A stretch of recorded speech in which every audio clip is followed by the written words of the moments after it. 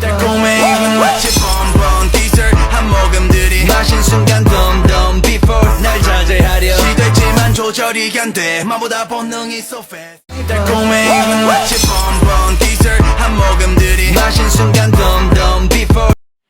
Assalamualaikum warahmatullahi wabarakatuh. Perkenalkan, nama saya Nurul Fatimah, NPM 41127 kelas manajemen 22B.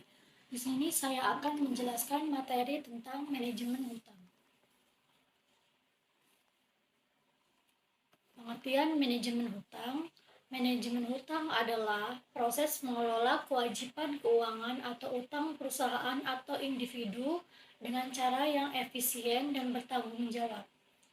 Tujuannya adalah untuk mengatur pengeluaran, jangka waktu, bunga, dan sumber dana, sehingga dapat menimbulkan resiko keuangan dan memastikan kesehatan keuangan jangka panjang. Hutang adalah jumlah uang atau kewajiban finansial yang harus dibayar oleh pembelian barang atau jasa dengan janji pembayaran di masa yang akan datang. Hutang dapat berupa utang bank, utang kartu kredit, utang kepada pemasok, atau kewajiban lainnya yang harus diselesaikan pada waktu tertentu. Hutang langsung adalah istilah yang biasanya mengacu pada pinjaman atau utang yang diperoleh secara khusus untuk tujuan tertentu seperti membeli rumah atau hipotek atau membiayai pendidikan atau pinjaman pendidikan. Dalam kasus ini, dana yang diperoleh harus sesuai dengan tujuan peminjaman dan seringkali aset yang dibiayai seperti rumah atau pendidikan digunakan sebagai jaminan. Hutang langsung memiliki beberapa karakteristik penting. Tujuan tertentu hutang langsung digunakan untuk khusus seperti pembelian rumah, mobil, atau pendidikan. Jaminan. Dalam beberapa kasus, aset yang dapat digunakan sebagai jaminan atau agunan seperti hipotek yang menggunakan rumah sebagai jaminan. Suku bunga. Tingkat suku bunga pada hutang langsung dapat bervariasi, tergantung pada jenis pinjaman dan pasar keuangan saat itu. Pembayaran berkala. Peminjaman harus dilakukan untuk pembayaran berkala. Biasanya bulanan sesuai dengan jadwal pembayaran yang telah ditentukan. Keterbatasan penggunaan data. Keterbatasan penggunaan dana. Dana dari hutang langsung harus digunakan sesuai dengan tujuan awal peminjaman dan tidak boleh dialokasikan untuk tujuan lain. Hutang langsung seringkali memiliki manfaat seperti membantu seseorang membeli rumah atau mendapatkan pendidikan yang sulit dibiayai secara tunai. Namun, penting untuk memahami sepenuhnya kewajiban yang terkait dengan hutang ini dan memiliki rencana pengelolaan keuangan yang baik untuk mengatasi pembayaran hutang secara bertanggung jawab.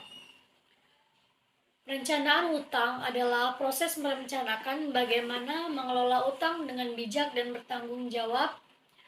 Ini melibatkan langkah-langkah berikut. Yang pertama, evaluasi hutang. Pertama, identifikasi semua utang Anda. Catat jumlah utang, suku bunga, jangka waktu, dan pemberi pinjaman.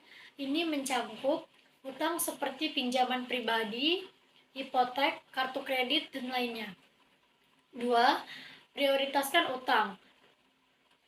Tentukan utang mana yang harus menjadi prioritas. Biasanya, utang dengan suku bunga tinggi atau yang dimiliki konsekuensi hukum jika tidak dibayar menjadi prioritas. Yang ketiga, buat anggaran. Buat anggaran yang mencakup pengeluaran bulanan Anda.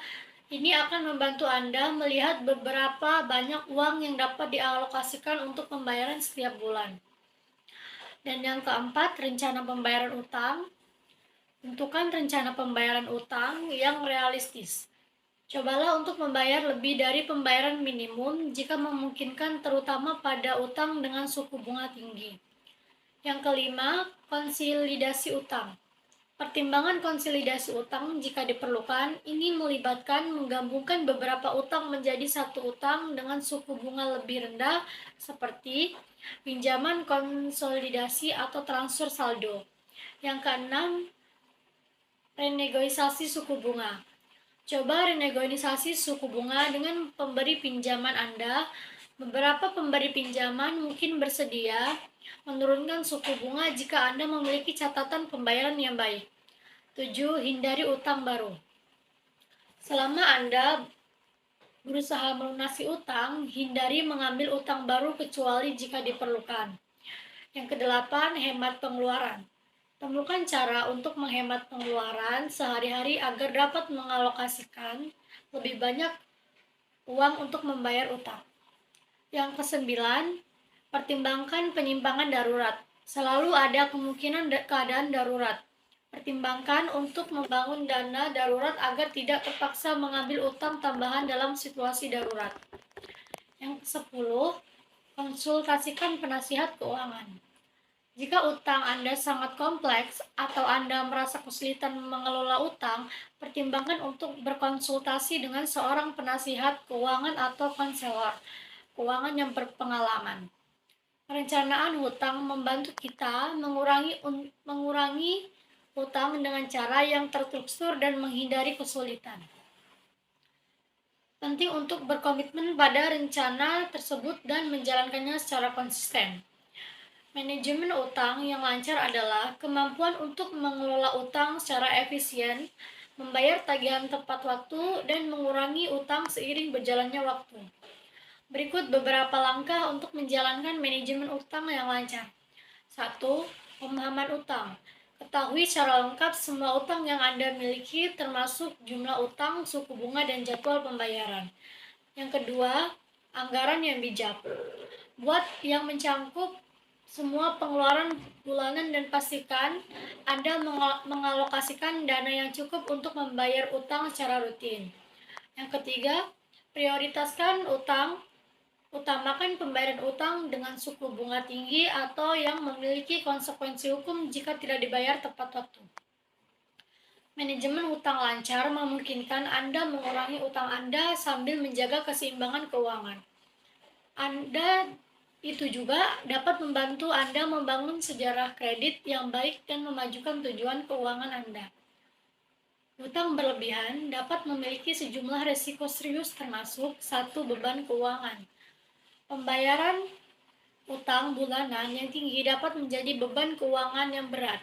Jika pembayaran utang melebihi kemampuan Anda, ini dapat menyebabkan kesulitan keuangan. Yang kedua, tekanan emosional. Utang berlebihan dapat menyebabkan stres, kecemasan, dan tekanan emosional yang signifikan yang dapat berdampak pada kesejahteraan mental dan fisik. Yang ketiga, buruknya sejarah kredit. Jika Anda gagal membayar hutang secara konsisten, itu dapat merusak sejarah kredit Anda. Ini akan membuat Anda kesulitan mendapatkan pinjaman atau kredit di masa depan. Yang keempat, suku bunga tinggi. Utang berlebihan seringkali termasuk utang dengan suku bunga tinggi seperti kartu kredit. Ini berarti Anda membayar lebih dalam bentuk bunga yang bisa menjadi beban besar. Yang keempat, suku bunga tinggi. Utang berlebihan seringkali termasuk dengan suku bunga tinggi seperti kartu kredit. Ini berarti Anda membayar lebih dalam bentuk bunga yang bisa menjadi beban besar. Yang kelima, resiko kehilangan aset. Jika Anda menggunakan aset sebagai jaminan untuk utang seperti rumah, hipotek, resiko kehilangan aset tersebut jika Anda tidak dapat membayar hutang. Yang keenam, keterbatasan kebebasan keuangan. Utang berlebihan dapat membatasi kebebasan finansial Anda mungkin harus terus bekerja keras untuk membayar utang dan kurang dapat mengejar tujuan keuangan lainnya. Yang ketujuh, kesulitan menyimpan. Yang kedelapan, potensi kebangkrutan. Jika hutang berlebihan tidak dapat dikelola dengan baik, hal ini dapat mengarah pada kebangkrutan yang memiliki konsekuensi serius terhadap keuangan Anda. Untuk menghindari resiko hutang berlebihan, penting berpikir matang sebelum mengambil hutang, memiliki rencana pengelolaan hutang yang baik, dan hidup sesuai kemampuan finansial Anda. Perencanaan keuangan yang bijak dan pengelolaan hutang yang bertanggung jawab sangat penting untuk menjaga keseimbangan keuangan pribadi. Cukup sekian presentasi dari saya akhiri. Wassalamualaikum warahmatullahi wabarakatuh.